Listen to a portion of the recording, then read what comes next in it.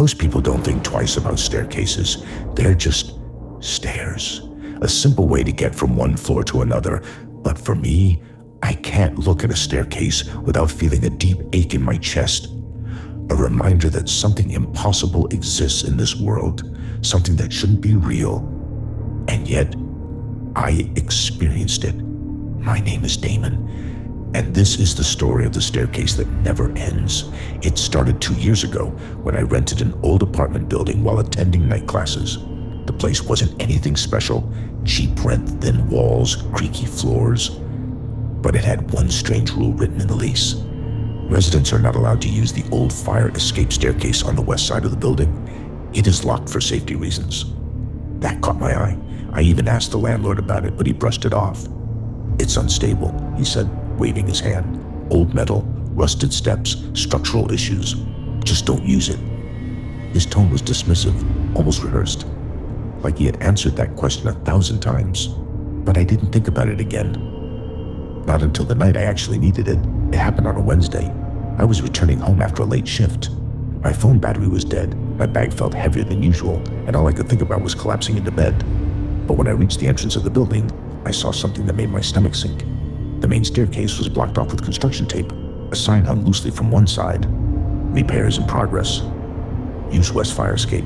The same West Fire Escape the landlord had told me to avoid. Annoyed and tired, I pushed on the door to the west stairwell and felt a rush of stale, cold air hit my face. The door creaked loudly as it opened, and I stepped inside. The stairwell was pitch dark except for a single flickering light bulb near the first landing. Dust floated in the air like tiny ghosts. The smell. It wasn't rust, like I expected. It smelled like old concrete, wet wood, and something else I couldn't identify. Something rotten. But I had no other way up, so I began climbing. That was my first mistake. I reached the second floor easily, then the third, then the fourth. But when I got to the fifth landing, I frowned. My floor was supposed to be on the fourth. I should have already reached my level. I turned around, thinking maybe I miscounted, but the door behind me was labeled in peeling white paint. 5. A metallic, uneasy feeling spread through my chest. Still, I kept climbing. Maybe there was a second set of floor numbers. Maybe the stairwell had been renovated. Maybe I really had miscounted. But as I reached the next landing, the air leaked out of my lungs. 6. I climbed again. 7. And again. 8. I ran my fingers over the numbers stenciled on the wall. It wasn't smudged. It wasn't painted recently. It looked like it had been there for years. My breathing grew shallow. Sweat dripped down my spine. I turned around and walked back down, counting the landings in reverse. 8, 7, 6, 5. Then the next should have been 4, but instead I reached 5 again. I blinked, stunned. I walked slowly back down, one step at a time, my heart thudding so hard I could hear it echo in the stairwell. The next landing was 5. Again, I rushed downward faster, panicking, nearly tripping as I counted out loud. 5. 5. What the hell? 5 again. 5. 5. Every landing was the 5th floor. Over and over. The same cracked tile. The same rusted fire extinguisher hanging crooked. The same burned out light above the door. My mind couldn't accept it. I grabbed the door handle of one of the 5th floor doors and yanked. Locked. I tried another. Locked. I tried banging on the metal, shouting for help, but the only thing that answered was the echo of my own voice bouncing up the endless stairwell. Something was wrong. Something was very wrong. The air felt heavier. The temperature dropped. I backed away from the door and stared up the stairs again. The light above flickered once, twice, and then steadied. I didn't know what to do, but standing still felt worse than moving. So out of pure desperation, I did the only thing that made sense. I started climbing again. The steps felt longer now. Or maybe I was just exhausted. Every single movement felt heavier than the last. The stairwell had no windows, no signs of life, just the constant sound of my own shoes scraping the concrete. Soon even my footsteps sounded different, like I wasn't the only one making noise. Like something else was climbing with me. I paused, listening. At first, it was faint, a soft tap, like something lightly dragging over the steps. Then it grew louder. Tap, scrape, tap, scrape. It wasn't coming from above me. It wasn't coming from below me. It was coming from somewhere in the stairwell itself. Like the sound was embedded in the walls. My fingers went numb. My breathing turned thin. Every instinct in my body screamed to stop, to turn back, but there was nowhere left to go. I forced myself to continue, one step at a time. As I reached the next landing, I saw the number, 12. I froze. I hadn't seen 12 before, but that meant I had somehow gone beyond 5. My first instinct was relief. Finally, a different floor, a way out. I didn't even think. I rushed toward the door and twisted the handle. It turned. The door creaked open, and a wave of freezing cold air washed over me. The hallway beyond wasn't my building. It wasn't even residential. It looked like a hospital corridor. Fluorescent lights buzzed overhead. Walls tiled in sickly pale green, rows of old metal doors, each with small rectangular windows. The entire place reeked of disinfectant and something decaying underneath it. I stepped forward cautiously. The air felt heavier here, almost syrupy. My shoes squeaked softly on the linoleum floor. As I walked deeper into the hallway, I noticed something odd. The doors had no room numbers, no signs, no labels, just identical metal slabs. I peeked through one of the small windows. Darkness, empty. I tried the next one. Locked. The silence was suffocating. The lights above flickered wildly, as though something unseen had rushed past them. I stepped back, looking around for an exit. That's when I saw it. A figure, standing at the end of the hallway, facing the wall. Its back was turned to me, its posture stiff, unnatural.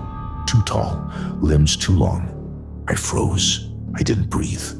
I didn't blink. I just stared at the unmoving figure, waiting for it to turn or twitch or do anything. But it stayed perfectly still. Then, without warning, all the lights down the hall went off, plunging me into darkness. I heard breathing, not mine. Slow, deep, wet breathing, coming from the direction of the figure.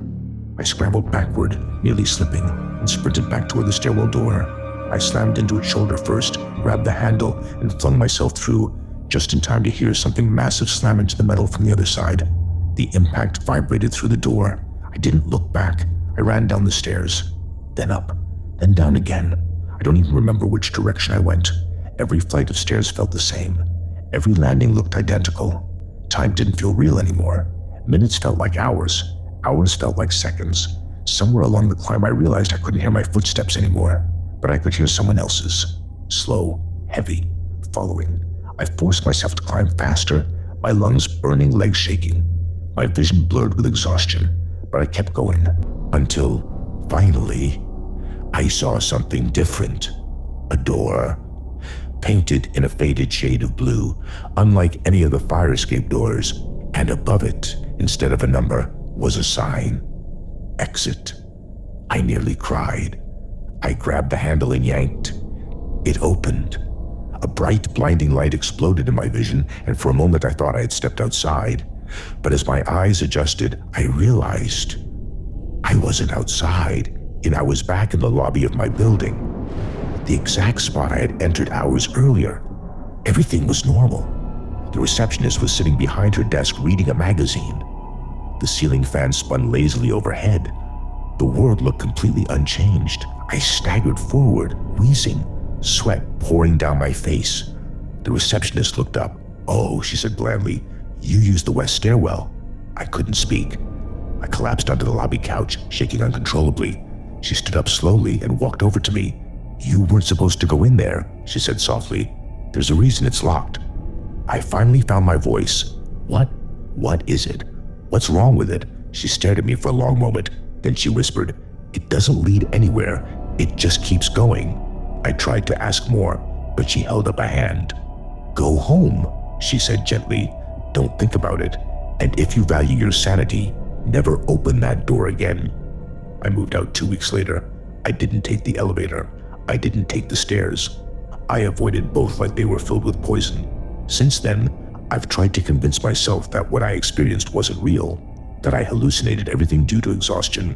But there's one problem. Every night since I moved, sometime between 2 and 3 a.m., I hear footsteps outside my bedroom door. Slow, heavy, familiar. Tap, scrape, tap, scrape. They sound exactly like they did in that stairwell. And they always stop right outside my door, like whatever was following me. Never stopped climbing, and finally found where I live.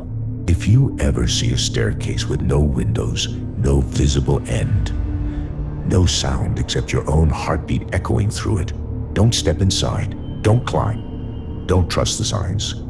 Because some staircases don't take you anywhere at all. They only take things from you. Your sense of direction, your sanity, your time, sometimes even your soul. And once they take enough, they come looking for the rest. If you enjoyed this story and want more spine-chilling tales like this, make sure to subscribe to our channel, Dark Vision, and hit the notification bell. We bring you true horror, creepy mysteries, and stories that will keep you awake at night. Don't miss out. Join the Dark Vision family today.